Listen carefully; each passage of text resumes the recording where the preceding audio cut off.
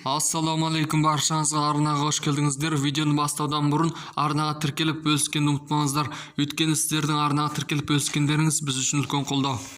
Еуропа одағының ресми өкілі Қазақстандағы сайлауда жүйелі кемшіліктер түзетілмеген, орындалмаған мүмкіндіктер науқаны деп бағалады және 7 жылдан бері бірде-бір партияны тіркемеген биліктің азаматтарды таңдау мүмкіндігінен айырғанын айтты.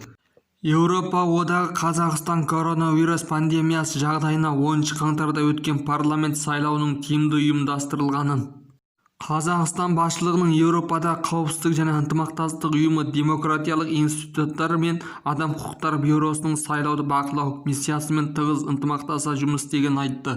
Еуроодақтың сыртқы істер және қауіпсіздік саясат жөніндегі басты өкілі Питер Станоның мәлімдеуінше, Қазақстан соңғы парламент сайлауынан кейін аздаған саяси реформа жүргізіп, модернизация процесін өткізгенімен, бұл сайлау оларды тиімді жүзеге асырудың орындалмаған мүмкіндігі болды.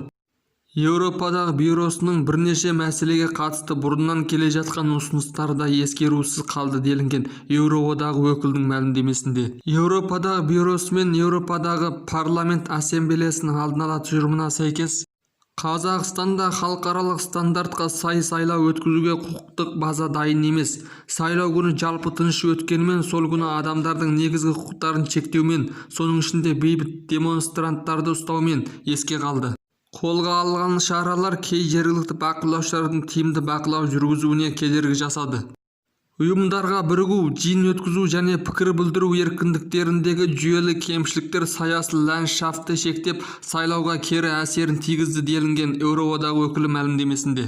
Еуропа одағы өкілі сайлауда шынайы бәсекенің болмағанын да атап өтті. Оның үстіне 2010 жылдан бері бірде-бір партия тіркелмей, бәсекенің аз болуы сайлаушылардың таңдау мүмкіндігінен айырды, деді Питер Стано. Еуроодағы өкілі Қазақстанды мойнына алған халықаралық міндеттемелерді орындауға шақырды. Кеңейтілген әріптестік келісіміне сәйкес, Еуроодағы Қазақстан жүйелі кемшіліктерді түзетуге, Еуропадағы бюроның ұсыныстарын толық жүзеге асыру үшін бұл ұйыммен сындарлы түрде қарым-қатынасты жалғастыруға шақырады делінген мәлімдемеде. Еуроодақ демократия, тұрақтылық және инклюзивтілік жолында реформа жүргізіп, заманауи қоғамды жүзеге асыруда Қазақстанға қолдау көрсететінін айтты. Қазақстандағы парламент мәжіліс және мәслихат сайлауын қадағалаған Еуропадағы бюросының сайлауды бақылау миссиясы елдегі саяси науқанда шынайы бәсеке болмады, сайлау демократиялық талаптарға сай болмады деп бағалаған.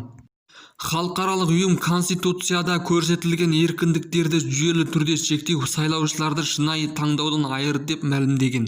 11 қаңтарда Қазақстан орталық сайлау комиссиясы дауыс берудің алдын ала нәтижесін жариялады. Ол бойынша парламентке Нұр Отан партиясы, билікшіл Ақ жол және Қазақстан халық партиясы өткен. Ресми дерек бойынша сайлаушылардың 63% дауыс берген. Қазақстан заң бойынша 7%-дан жоғары дауыс алған партияларға ғана мәжілістен орын тиеді. Нұр Отан 71,09%, Ақ жол 10,95%, Қазақстан халық партиясы 9,10%, Ауыл 5,29%, Адал 3,57%.